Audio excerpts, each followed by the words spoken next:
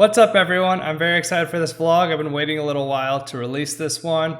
There's some very interesting hands. We have some massive pots, some big bluffs, and a couple of hero calls. Enjoy! We start off the session getting dealt pocket jacks. We open $20 from early position. It folds to the button and he puts in the 3-bet to $75. This person is relatively active and I think that they are definitely capable of 3-betting a wide range here. Surprisingly, a tighter passive player cold calls in the small blind. Once it gets back to me, I think versus an aggressive 3-bet and a relatively capped cold call, I want to be 4-betting here. So I bump it up to $280. The reg thinks for a little bit and he 5-bets it to $500. A little bit on the small side probably, but I don't think that he really needs to make it very big, especially in position. The tight passive player folds, and I think at this point I have a pretty clear call with pocket jacks here. I'm definitely dominated by a lot of overpairs, but I think that this player has hands like ace king, ace queen at a pretty high frequency, as well as a couple bluffs. We go to the flop with the pot already at $1,080. The flop is 10-5-3 rainbow. I check and he bets $275. Typically, I would expect him to be using very small sizes if he continues here, and I think that this is a board that is overall advantageous to us. I wouldn't expect either of us to have too much 5x or 3x in our range. I definitely have a slightly higher concentration of pocket 10s, but he has all the stronger overpairs. I have a pretty clear continue here. We go to the turn with the pot at $1,630, and unfortunately the turn is the queen. The cards that I'm really trying to avoid are the ace, king, and queen, as these are his unpaired hands typically. I check in flow, and he elects to check behind. I think that ace, queen would typically be barreling here, but I could see him trying to pot control at some frequency. I would also expect him to pot control at some frequency with hands like aces and kings, as there's now another hand that he loses to, which is pocket queens, and I also don't expect him to think that he will get 3 streets of value with aces and kings if I have a hand like ace 10, king 10, or pocket jacks. From his perspective, I think that ace king can really go either way on this turn card, although I think a lot of players would be barreling here. The river is the innocuous 3 of diamonds. I check, and unfortunately he shoves all in here for $1,225. Pretty tough decision for me. Like I said, I think that my opponent still could have overpairs here.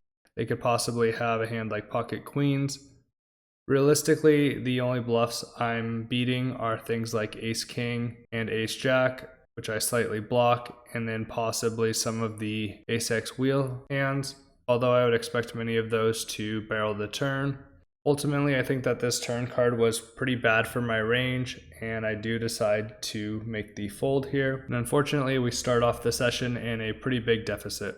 In the second hand of the night, we see an early position open to $20 from a solid aggressive regular.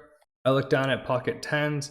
I think versus an early position raise, this is often a call, but I'm going to be raising this a high frequency regardless, especially versus this player that I think is opening on the wider side.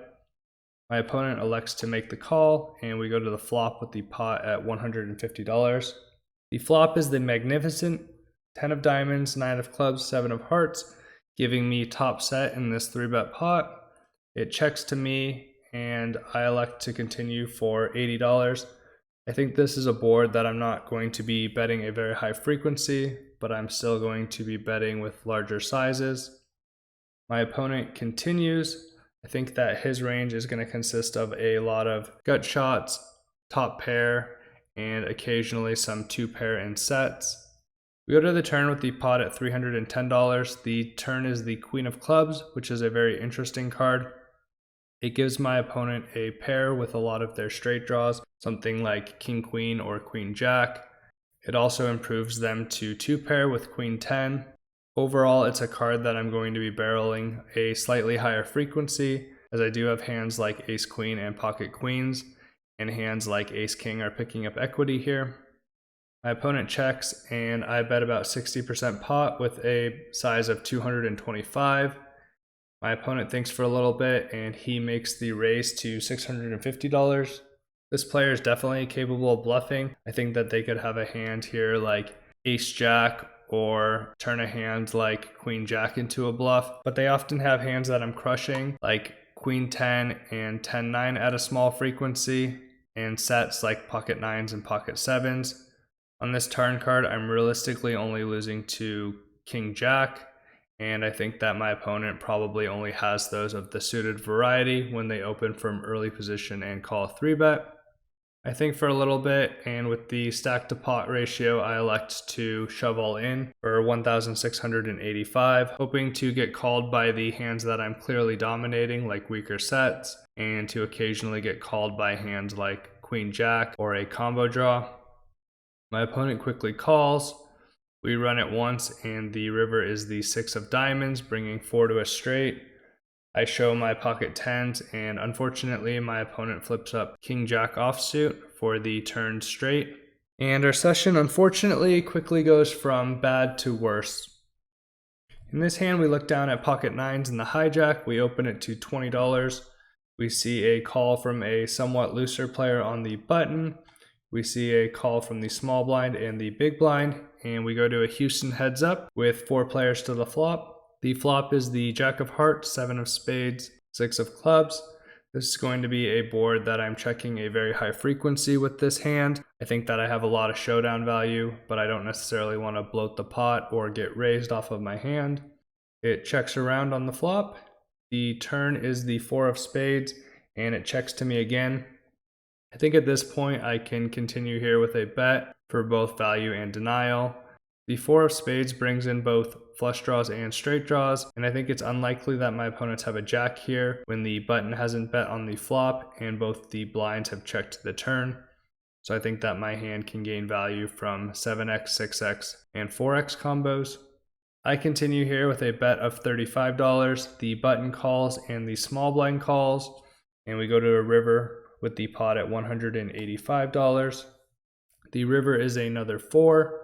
It checks to me. I don't think there's too much value that I'm going to gain here for the most part. I think that when both players call on the turn, it's still likely that one of them has a Jack-X combo, although it's probably a weaker Jack-X combo. I also think that there's going to be some number of hands like 8-4, 5-4, 4-3 that had a pair and a straight draw, or possibly just a single 4x combo that was feeling sticky that continued on the turn. And I think versus 2 players, I generally just want to get to showdown. Unfortunately, the player on the button bets $80.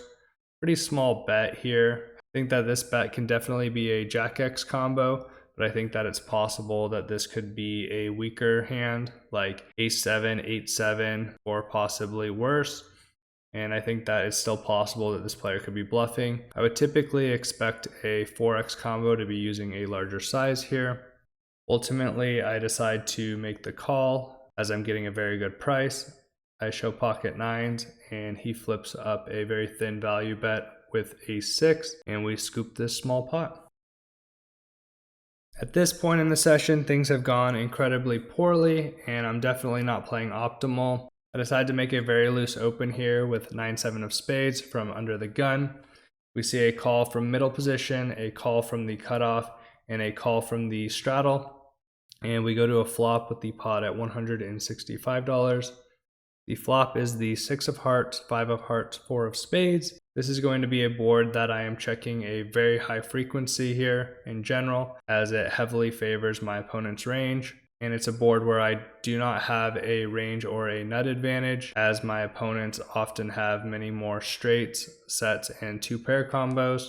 Especially multi-way with 2 players behind, this should be a pure check with my entire range. In this instance, I elect to bet $55. I think if I am going to continue here, this is a hand that makes a lot of sense. I have a open ender with the draw to the absolute nuts, in addition to 2 overcards and a backdoor flush draw. And I think if I do continue here, I am only going to be using a small sizing. So I don't think this is the absolute worst thing, although I would have preferred a check. The middle position and cutoff players both fold, and the straddle player decides to check raise to $175. I think that this board is much better for the straddle compared to all the other players in this hand. he is going to have a much higher concentration of straights and two pair combos when he has the offsuit variety of each hand. He's also going to have a much higher concentration of sets here, as I am unlikely to be opening pocket sixes, pocket fives, or pocket fours at full frequency under the gun. I think that my specific combo is a pretty clear continue with the amount of equity that I have, especially when I am in position. So I make the call and we go to the turn with the pot at $515. The turn is the 5 of diamonds, which is overall probably good for my range. I think that this dramatically reduces the number of two pair and set combos my opponent has, especially when they have 6-5 and 5-4 as possible two pair combos here. This also diminishes some of their flopped nut hands like straights, as now I can have full houses, although again I don't think that I have a high frequency of these. My opponent checks and I elect to check behind. I think that I would be doing this very frequently with my entire range, including my overpairs. Obviously, giving my opponent a free river card is not always the best, but I think that I'm still often behind here even though my opponent has checked. The river is the 6 of clubs, which further reduces the amount of two pair and sets that my opponent can have. I think they definitely could have raised flop at some frequency with the 6x combo, especially something like 7-6, and I think that at a lower frequency they could still have hands like 7-5 and 5-3 that have also decided to check the turn. So although I think my opponent has a higher concentration of full houses and straights here than I do, I think that it's at a very low concentration overall. My opponent decides to check and I decide to bet large here with a size of 425. I think that this is a pretty clear mistake on my part. I think that I'm still at a range disadvantage and I'm very clearly at a nut disadvantage, as I don't think that I almost ever have full houses or quads here, and I think that a lot of my overpairs really don't want to be using a large sizing here. I think overall a large size doesn't make sense. In the moment, I was thinking I block straights and I block 7-6, so I do block my opponent's nut hands, but I don't think any combo in my range really wants to be using this polarized sizing. Ultimately, this sizing was my downfall, as my opponent tanks for a very long time and ultimately does make the call, and they show ace high. Overall, I think that my hand doesn't make a lot of sense when I polarize here, and I think that my opponent has made a very good call, so well played by my opponent. In this hand, we look at one of the top drawing hands in all of poker. We open up ace king from early position to $20, and we see a flat in middle position by the solid reg. We go to the flop, which is the queen of hearts, 9 of diamonds, 3 of hearts. This is going to be a board that I am checking a very high frequency. Facing a bet, I'm generally going to be calling here, but I can definitely be check raising this hand pretty often as well. Primarily going to be check raising here if I do have the heart combo, but with the 2 overs, I definitely have enough equity to continue here. I check and the reg checks behind. I think that this player, being on the aggressive side, is often going to be float betting with a lot of their heart draws here and a lot of their straight draws here. I expect a lot of his queen X combos to be betting here and some number of his weaker pairs, especially the weakest pairs that really benefit from denial. We go to the turn, which is the 7 of diamonds. I think that at this point I still have a lot of showdown with my hand and I don't really want to be turning my hand into a bluff. I check. He thinks for a little bit and he bets pot. When my opponent bets pot here, he's pretty polarized. Again, I think that a lot of his heart combos would have been betting here on the flop, but it's definitely possible that he has a low frequency of them. I think that it's unlikely that he has a medium pair here. So at this point, when he bets this large, he's saying he has something like pocket sevens for value. I think that it's unlikely that this player would be checking a lot of their other sets on the flop, and there's also not very many 2 pair combos here, so I think overall his value range is very narrow. In terms of bluffs, I think that the most obvious candidate is flush draws. Obviously this is diminished slightly when I have the ace of diamonds. There's going to be some straight draws that he has, but realistically he only has 6-5 that's a straight draw on the turn. That wasn't already a straight draw on the flop. I think that this player could also just be trying to steal the pot at a high frequency, especially when I check twice. I think that Ace King has 6 outs here often when I hit a top pair combo, and I think that I can still turn my hand into a bluff if a diamond comes or possibly a 10 or a jack. So I do continue here. We go to the river with the pot at $150, and the river is the 2 of hearts. I check, and my opponent once again bets very big.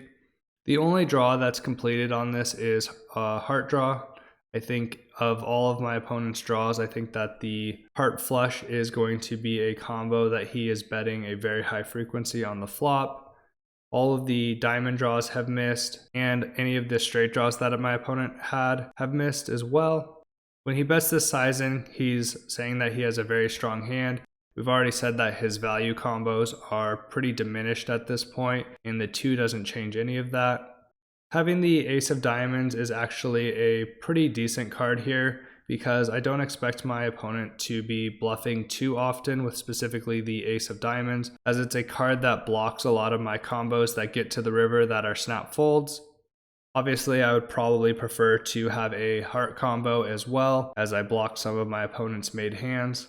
I think about it for a little while, and ultimately I do make the call. He flips over the 6-5 of diamonds, picking up the straight flush draw on the turn, and our ace high is good, and we scoop this $370 pot. In this hand, we are battling a reg. He opens up to $20 in the cutoff. I defend with queen 10 offsuit in the big blind, and we go to the flop, which is the jack of spades, 6 of clubs, 2 of spades. I check and flow, and he continues here for a bet of $25. I think that this player is pretty aggressive in general, especially when it comes to c-betting. Although I don't think in theory that this board is a board that should be range bet. I think that this player is betting this board at a high enough frequency that is close to range bet. When facing this much aggression on flops, I want to be check raising a much higher frequency. I think that my specific hand is too frail here to continue as a call, and I think it makes a reasonable check raise here versus a very high frequency c-bet.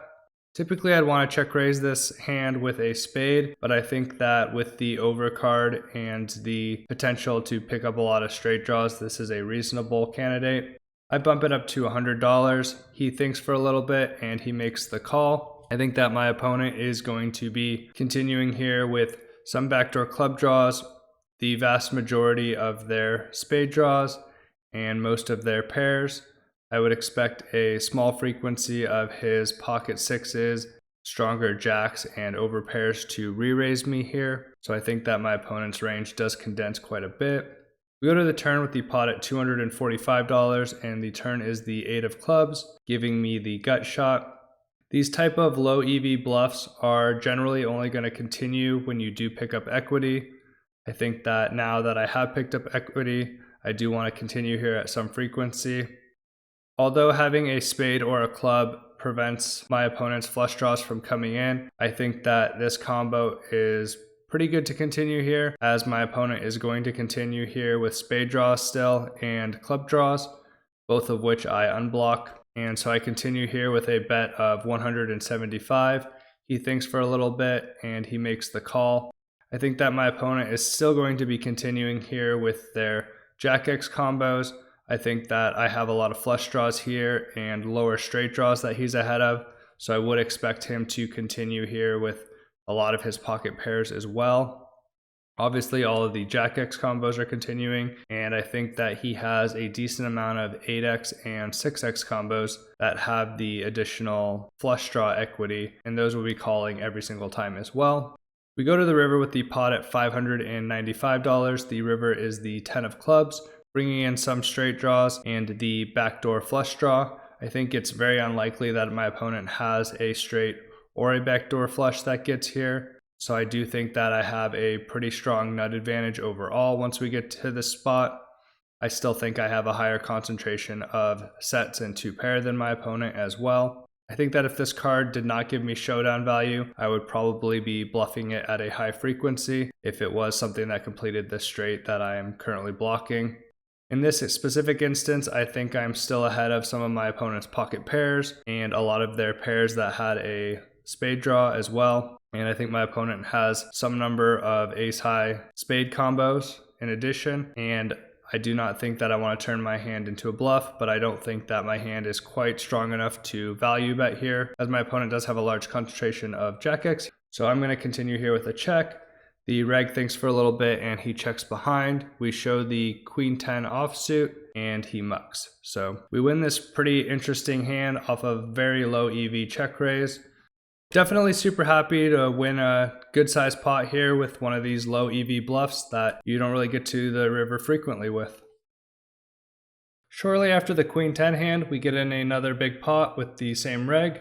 He opens up the hijack to $30. We see a call from a reg on the button. I look down at pocket jacks in the small blind and I 3-bet to 155. He makes the call and the reg on the button folds. And we go heads up to the flop with the pot at $355. The flop is the 10 of diamonds, 7 of hearts, 2 of clubs. I c-bet here for 180. He thinks for a little bit and he makes the call.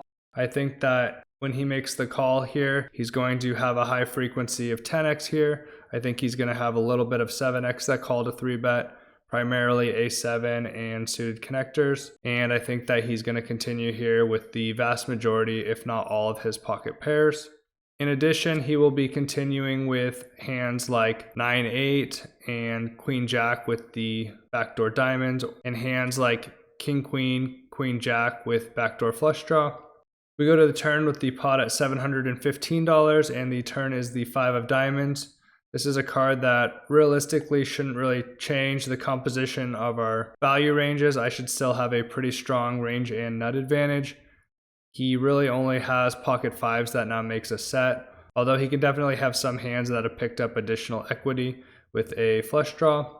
I think a hand like pocket jacks definitely wants to be betting here at a high frequency. I'm gaining value from the vast majority of his hands, and my specific combo definitely merits wanting to have a little bit of denial compared to a hand like pocket aces. I continue here with a bet of $415, and he decides to shove all in for $1,585. Pretty gross spot. I think that he definitely has some slow played sets here. I think it's very unlikely that he has any 2-pair combos that get to the turn like this. I think that he could be shoving here with some combo draws. I think a hand like 9-8 of diamonds or ace-4, ace-3 of diamonds makes a lot of sense. I think that he could be shoving here with ace-10, possibly king-10. So I definitely think that I'm beating some of his value combos and I'm beating all of his bluffs. Ultimately, I decide to make the call. We put in our 1585 and we go to the river. The river is the 9 of spades. Overall is probably a decent card for us. I think there's like a small frequency of some 10-9 in his range, but for the most part, I don't think that the 9 will really improve his hand. We show the pocket jacks and he mucks, and we scoop this $3,900 pot. We have a $20 straddle and $10 dead. It folds around to me in the hijack, and I open up to $75 with the king of hearts, 10 of clubs. Interestingly, we get 3-bet by the solid reg in the cutoff, who makes it 175. Very odd sizing to see. I don't know if he's misclicked or if he's just trying to isolate me because he thinks I'm a fish. Probably the latter. Regardless, I think that my hand is a pretty pure continue here versus this small sizing. Typically, I would be folding this hand to a 3-bet though. We go to the flop with the pot at $400. And the flop is the ace of spades, jack of clubs, 9 of spades. I check and he continues for a bet of 125. Continuing here with all of my ace-x and jack-x combos, as well as a good portion of my 9x combos, although I have fewer in a 3-bet pot. I think on this board texture, a lot of my under pairs are going to be folding. As far as draws, I think I can raise a small frequency of some of my flush and straight draw combos, but overall my opponent has a massive range advantage here, so I'm going to be continuing as a call. This gut shot is definitely strong enough to continue with, and I make the call. We go to the turn with the pot at $650, and the turn is the 2 of hearts. Really shouldn't affect either of our ranges except for possibly ace-deuce suited. I check, and he decides to check behind. At this point, I think that it's unlikely that my opponent has a very strong ace-x combo. I think that they would be barreling here a high frequency with their spade draws and some of their straight draws. So I think that he's definitely weighted towards a hand that has showdown value. Weaker pairs make a lot of sense that would want to be denying a little bit of my equity. Something like pocket kings, pocket queens, I would expect him to be betting a much higher frequency on the flop, as well as some of his jack-x combos. The river is the jack of spades. My gut shot doesn't come in, but overall this card is massively favorable for my range, especially when I think my opponent is barreling a very high frequency of their flush draws on the turn. This river card completes the flush draws I have in my range, which is a much higher concentration. It also makes it so that a lot of my jack-x combos, which I also have a higher concentration of, become trips. Realistically, the only draws that I have here that I've missed are king queen, king 10, and queen 10. Typically, I'm just going to be having the suited variety of these combos, but like I said, versus the small 3-bet sizing pre-flop, I'm probably going to have a higher concentration of those hands in this specific scenario. I think that my hand definitely wants to be bluffing here. I don't think king high is good here, especially in a 3-bet pot. And with this specific run out, I think that I can use a pretty large sizing. I bluff here for a size of $400 into $650. My opponent tanks for a very long time, and ultimately they do make the call. I flip up the king high and they show pocket threes. So kind of an insane hero call here. He's definitely unblocking a lot of my bluffs here, obviously without having any of the broadways. I don't think that the spade really matters, as it's unlikely that I ever have a spade combo that gets here that contains the 3 of spades. Unfortunately, he didn't believe me and he made this insane hero call, and we lose to pocket threes in this $1,500 pot. Unfortunately, this is one of the worst sessions I've had recently. I was down about 1,600 at this point. Shortly after the king 10 hand, I played a double board PLO bomb pot. I lost about 2K on that hand, and then a new player sat down at the table and got it in pre with me. Ace king versus 6-4 suited. I lost that one for another 500, and ultimately I lost about 4,100 on this session. Pretty unfortunate ending to the session, but we're gonna keep grinding and we'll get them next time.